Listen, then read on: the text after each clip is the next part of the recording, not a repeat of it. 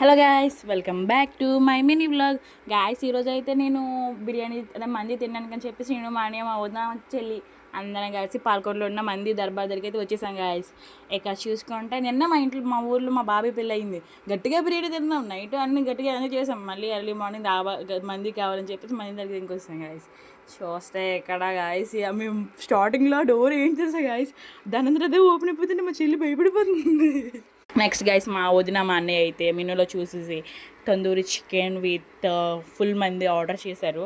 Tandoori chicken అయితే నాకు అంతగా అనిపించలేదు, కానీ మంది గాయస్ చెప్పాలంటే ఇదేవి పాకేవి నడిచేవి ఎగిరేవి అన్నీ ఉన్నాయి గైస్. అందులో నేను అన్ని తెల్లలే అని చెప్పేసి కొంచెం సైడ్గా తీసేసి రెండు మొక్కలు నోట్లో వేసి అయిపోయింది సరే అయిపోయిందని చెప్పేసి గట్టిగా కుమ్మేసాం గాయస్.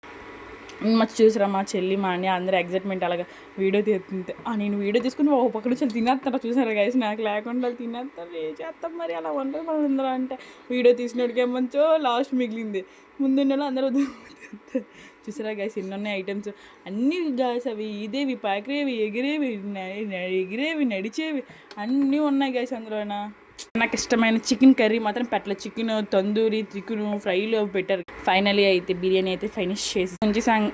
అంటే మేము తినలేకపోయినా అయితే ఉంచుతాం కదా, ఒక సైడ్కి వచ్చాము, అది ప్యాక్ చేసేసాం అనమాట. ఇంట్లో వాళ్ళు తింటారు కదని చెప్పేసి ప్యాక్ చేసేసుకున్నాం.